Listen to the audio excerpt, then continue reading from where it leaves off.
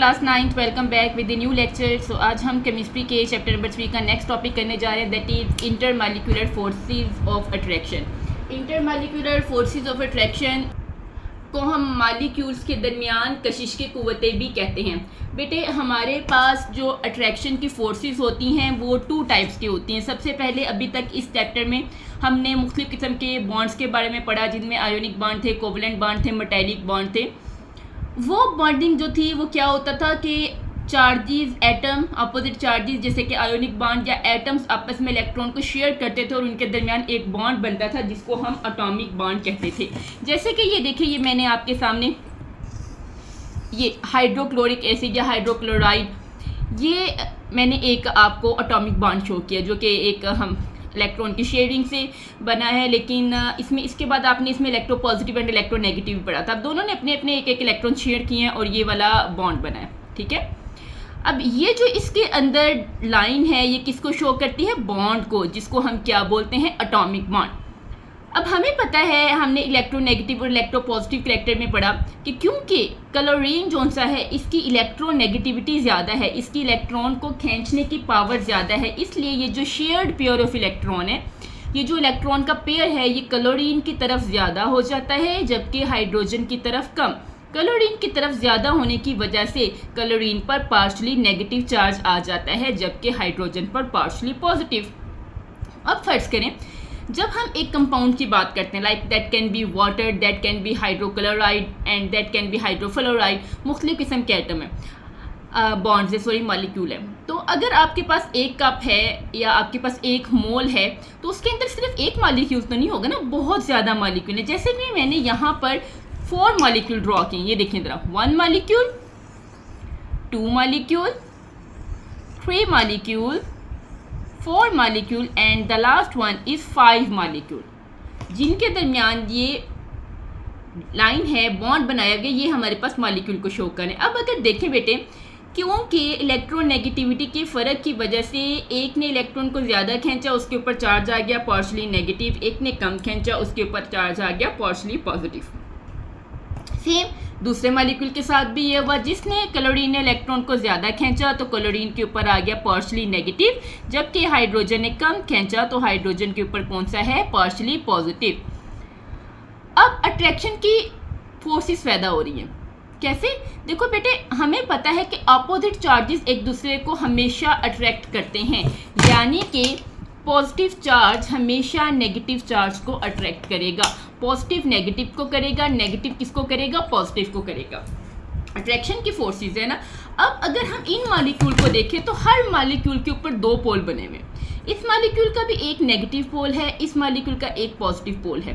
Basically intermolecular forces क्या होते हैं? मॉलिक्यूल्स के दरमियान, यानी कि एक मॉलिक्यूल और दूसरे मॉलिक्यूल के दरमियान फोर्स, दूसरे मॉलिक्यूल तीसरे चौथे, यानी कि जितने भी मॉलिक्यूल हैं उनकी आपस के अंदर जो फोर्सेस, जिनकी वजह से मॉलिक्यूल एक ही जगह पर एक दूसरे के साथ बंधे हुए रहते हैं और सेपरेट नहीं होते, इसको हम बोलते हैं इंटरमॉलिक्यूलर फोर्सेस। फिर देखें, जो एटम्स के दरमियान होती है ना, ये 2 डिफरेंट एटम हैं, ठीक है। एटम के दरमियान फोर्सेस को एटॉमिक फोर्सेस कहा जाता है, लेकिन मॉलिक्यूल्स के दरमियान फोर्सेस जो कि आपको डॉटेड लाइन से नज़र आ रही हैं, इनको हम मॉलिक्यूलर फोर्सेस या इंटर का मतलब क्या होता है? दरमियान में इंटरमॉलिक्यूलर फोर्सेस कहा जाता है। अब इंटरमॉलिक्यूलर फोर्सेस पैदा क्यों होती हैं, बनती क्यों हैं? क्या होता है? एक मॉलिक्यूल का नेगेटिव चार्ज दूसरे मॉलिक्यूल के पॉजिटिव चार्ज को अट्रैक्ट करता है। अपोजिट चार्जेस है ना, तो अट्रैक्शन की फोर्सेस तो डेफिनेटली होंगी। तो क्या होता है? एक मॉलिक्यूल का नेगेटिव दूसरे मॉलिक्यूल को पॉजिटिव के साथ अट्रैक्ट करता है। लेकिन याद रखिएगा, एटॉमिक फोर्सेस स्ट्रॉन्ग होती हैं, जबकि इंटरमॉलिक्यूलर फोर्सेस मौजूद तो होती हैं, लेकिन एटॉमिक फोर्सेस या बॉन्ड फोर्सेस की निस्बत कंपैरेटिवली ये क्या होती हैं? वीक। सो एक मॉलिक्यूल का नेगेटिव दूसरे मॉलिक्यूल के पॉजिटिव को अट्रैक्ट करता है। इसी तरह इस मॉलिक्यूल का पॉजिटिव इस मॉलिक्यूल के नेगेटिव को अट्रैक्ट कर रहा है, जो कि हमने डॉटेड लाइन से शो किया है। इसी तरह से इस मॉलिक्यूल का नेगेटिव अपने से नेक्स्ट मॉलिक्यूल के पॉजिटिव को अट्रैक्ट कर रहा है। इसी तरह से इसका नेगेटिव इसके पॉजिटिव को और इसका नेगेटिव इसके पॉजिटिव को। सो इस तरीके से हमारे पास मॉलिक्यूल के दरमियान फोर्सेस बन जाती हैं, जिनको हम क्या बोलते हैं? Intermolecular forces. अब हम आ जाते हैं इसकी टाइप्स पे। बेटे इंटरमॉलिक्यूलर फोर्सेस की 2 टाइप्स होती हैं। नंबर 1 को हम बोलते हैं dipole dipole forces. Dipole, di का मतलब क्या होता है 2, डाइपोल एंड डाइपोल। उर्दू में भी इसको हम सेम ऐसे ही, इंग्लिश वाला ही नेम है इसका, dipole and dash dipole forces. Dipole forces क्या, जो मैंने अभी आपको HCl में ड्रॉ करके दिखाई हैं कि एक मॉलिक्यूल के 2 पोल्स बन गए, जैसे HCl, क्लोरीन की इलेक्ट्रोनेगेटिविटी ज़्यादा, इलेक्ट्रॉन का पेयर इसकी तरफ आया, पार्शली नेगेटिव चार्ज आ गया, इसकी तरफ कम तो पार्शली पॉजिटिव, ये एक मॉलिक्यूल। इसी तरह से हमारे पास अगला मॉलिक्यूल, उसके ऊपर क्या आ गया, पार्शली पॉजिटिव, और क्लोरीन जो इसके साथ है क्योंकि ज़्यादा नेगेटिव है, इसके ऊपर क्या आ गया, पार्शली नेगेटिव। ये हमारे पास हो गया दूसरा मॉलिक्यूल। अब क्योंकि पॉजिटिव और नेगेटिव एक दूसरे को अट्रैक्ट करते हैं, तो एक मॉलिक्यूल का नेगेटिव दूसरे मॉलिक्यूल को पॉजिटिव को अट्रैक्ट करेगा। इसी तरह से हमारे पास आगे आगे आगे आगे मॉलिक्यूल्स मौजूद होते रहते हैं। और ये जो डॉटेड लाइन है, ये हमारे पास कौन सी फोर्स को जाहिर कर रही है, डाइपोल डाइपोल को, यानी कि जो 2 पोल्स की वजह से वजूद में आई है। And it is a type of intermolecular forces. चलिए जी, अब ये मैंने आपको इसके बारे में समझा दिया है। ये हर उस मॉलिक्यूल के दरमियान बनेगी जहां इलेक्ट्रोनेगेटिविटी का डिफरेंस की वजह से एक एटम के ऊपर पॉजिटिव एंड दूसरे एटम के ऊपर नेगेटिव चार्ज होगा। हर ऐसा मॉलिक्यूल जिसके 2 पोल्स होंगे, उनके दरमियान ये डाइपोल डाइपोल फोर्सेस मौजूद रहेंगी। अब हम आ जाते हैं बुक की तरफ, इस पॉइंट को क्लियर करते हैं, देन हम इसकी दूसरी टाइप की तरफ जाएंगे।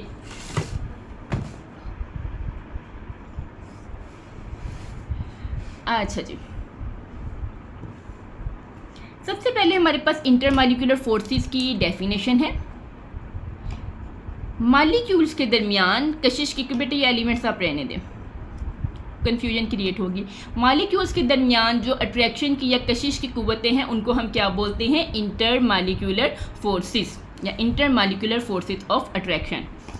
अब इसकी आगे थोड़ी सी एक्सप्लेनेशन है। इंग्लिश मीडियम स्टूडेंट लिखेंगे explanation, while the Urdu medium student will write it as वजाहत।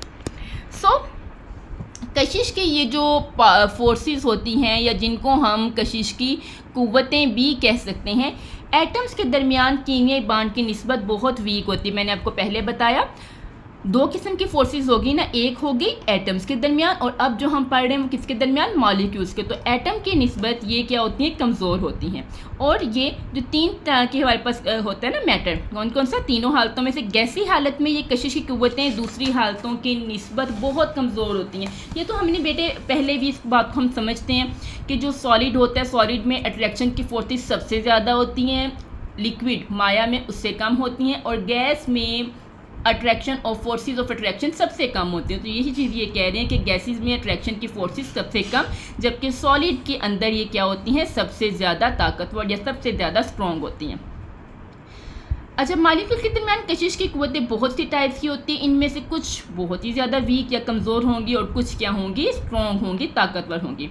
अशिया की तबी खसूसियात का इंहिसार इन कुव्वतों पर होता है। तबी खसूसियात मतलब उसका मेल्टिंग पॉइंट, उसका जो बॉइलिंग पॉइंट है, उसकी हार्डनेस, उसकी सॉफ्टनेस, ये वाली चीज़ें ना ये डिपेंड करती हैं। जाहिर बात है जितनी फोर्सेस स्ट्रॉन्ग होंगी, उनको मेल्ट करना मुश्किल होता है, उनको उस कंपाउंड को बॉयल करना मुश्किल होता है, जिसकी वजह से उसके melting and boiling point high हो जाते हैं। जबकि जितनी फोर्सेस वीक होती हैं, उनको मेल्ट करना भी ईजी होता है और उसको बॉयल करना भी ईजी होता है, जिसकी वजह से मेल्टिंग और बॉइलिंग पॉइंट्स ऑटोमेटिकली कम हो जाते हैं।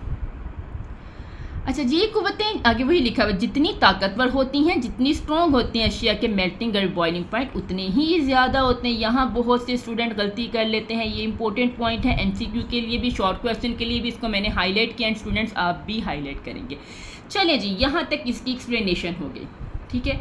अच्छा, अब यहाँ पर आपके पास एक क्वेश्चन भी बनता है जो आप लोग लिख लेंगे कि इंटरमॉलिक्यूलर फोर्सेस अशिया के मेल्टिंग और बॉइलिंग पॉइंट पर कैसे असरअंदाज होती हैं। मैं फिर से रिपीट कर रही हूँ, मेरे रिपीट करते ही इसको अपनी बुक्स पे लिख लें।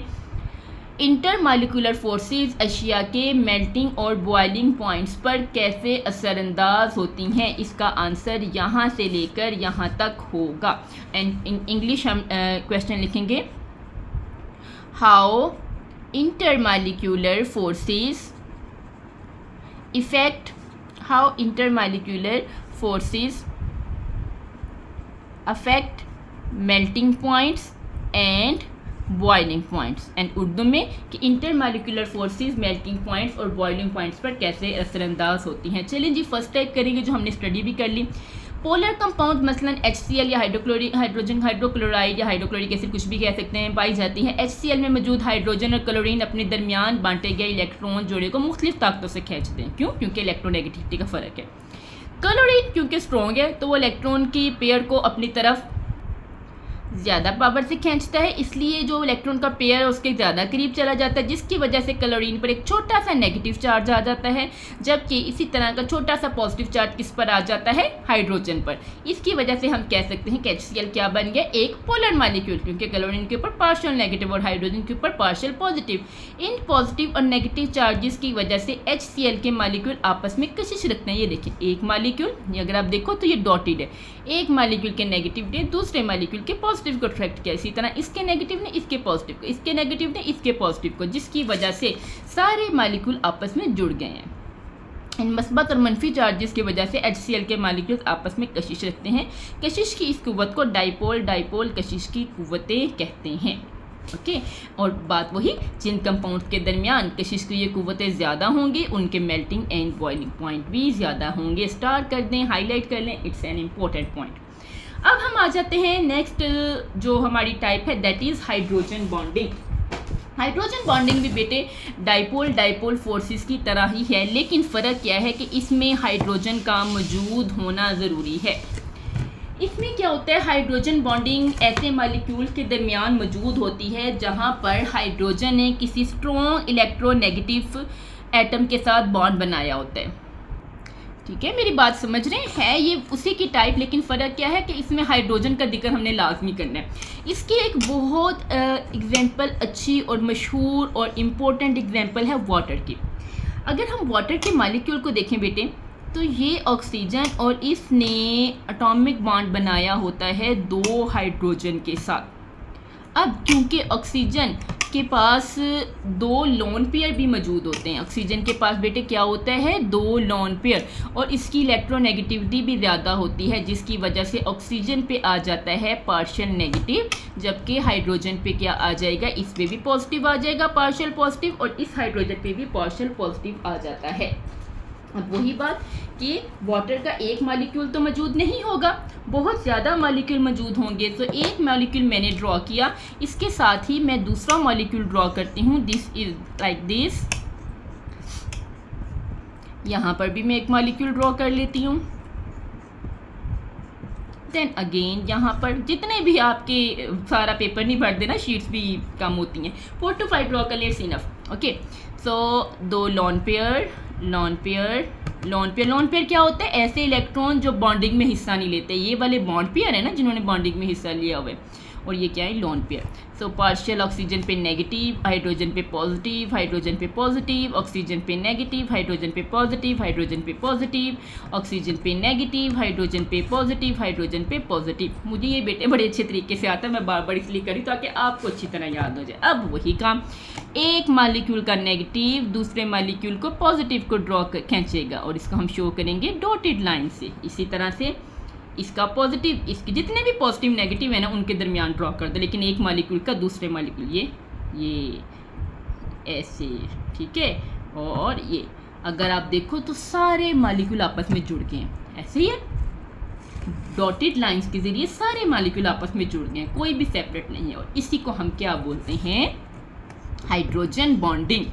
बस इसकी डेफिनेशन में हमने क्या करना है कि जिस हाइड्रोजन ने बॉन्ड बनाया हो एक स्ट्रॉन्गली इलेक्ट्रोनेगेटिव एलिमेंट। अब स्ट्रॉन्गली इलेक्ट्रोनेगेटिव एलिमेंट में हमारे पास बेटे ऑक्सीजन भी आ जाता है और फ्लोरीन भी। बड़ी प्यारी है केमिस्ट्री, बड़ी मज़े की है, मेरी तो बहुत फेवरेट है। अच्छा जी, ये हो गया हाइड्रोजन बॉन्डिंग। अगर हम आपकी बुक में क्या होता है, बुक में ना उन्होंने ऐसे ड्रॉ किया हुआ है, ये एंड ये जो बड़ा सा सर्कल ये ऑक्सीजन को शो कर रहा है, और जो छोटे स्मॉल सर्कल हैं ये हाइड्रोजन को, और ऐसे इन्होंने पॉजिटिव नेगेटिव पॉजिटिव, इसी तरह से यहाँ पर एंड यहाँ पर partial positive partial negative, same like this, partial positive partial positive and partial negative, ऐसे करके ड्रॉ किया। और उसी तरह से आपने इनकी डॉटेड लाइन में, ये जो डॉटेड लाइन है ये किसको शो कर रही है, हाइड्रोजन बॉन्डिंग को, ये बना लेना। बहुत इजी, बहुत मजे का। चलें जी बुक की तरफ आते हैं और इसको स्टडी करते हैं।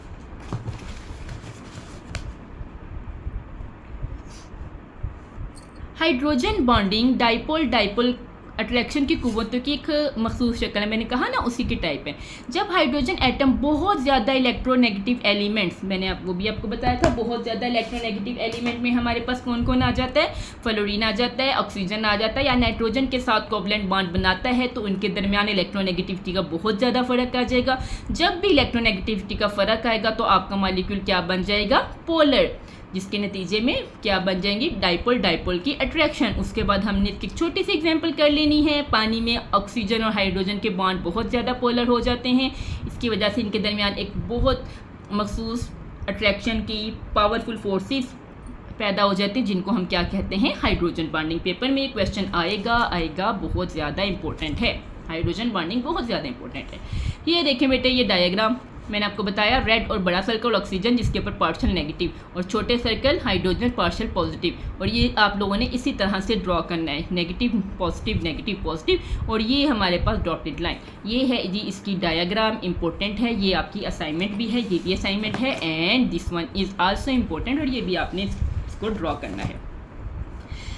पानी में मौजूद, अब मैंने बताया ना कि जितनी ज़्यादा अट्रैक्शन की फोर्सेस स्ट्रॉन्ग होंगी, मेल्टिंग एंड बॉइलिंग पॉइंट्स उतने ही ज़्यादा हाई हो जाते हैं। पानी में मौजूद ताकतवर हाइड्रोजन बॉन्ड होने की वजह से इसके मेल्टिंग और बॉइलिंग पॉइंट्स इनसे मिलते जुलते कंपाउंड यानी कि हाइड्रोजन और सल्फाइड और अमोनिया से ज़्यादा होता है। ये भी सेम उसी तरह के ना, इसमें भी 2 हाइड्रोजन सल्फर से मिली हुई हैं, लेकिन वाटर का जो बॉइलिंग और मेल्टिंग पॉइंट है वो इन दोनों से ज़्यादा होगा। वजह क्योंकि उसमें हाइड्रोजन बॉन्डिंग है और इनमें हाइड्रोजन बॉन्डिंग नहीं होती, और हाइड्रोजन बॉन्डिंग की वजह से इसके मेल्टिंग और बॉइलिंग पॉइंट हाई हो गए हैं। अब यहाँ पर आपके पास क्वेश्चन भी आ जाता है कि जो पानी के मेल्टिंग और बॉइलिंग पॉइंट्स H2S या NH3 से ज़्यादा क्यों होते हैं। क्वेश्चन लिख लें, पानी के मेल्टिंग और बॉइलिंग पॉइंट्स H2S और NH3 से ज़्यादा क्यों होते हैं, वजह क्या है, हाइड्रोजन बॉन्डिंग। इंग्लिश में आप क्या लिखोगे, why the melting and boiling points of water is more than hydrogen sulphide and ammonia. ठीक है क्लास, होप सो आज का लेक्चर आपने एंजॉय किया होगा। मैंने पर्सनली बहुत एंजॉय किया है, बहुत मज़े का लेक्चर था। स्टडी को बोझ नहीं समझते, एंजॉय करके पढ़ें तो इंशाल्लाह आपके लिए सब कुछ बहुत ईजी हो जाएगा। Best of luck for students for you. Okay जी, अल्लाह हाफिज़, सी यू सून।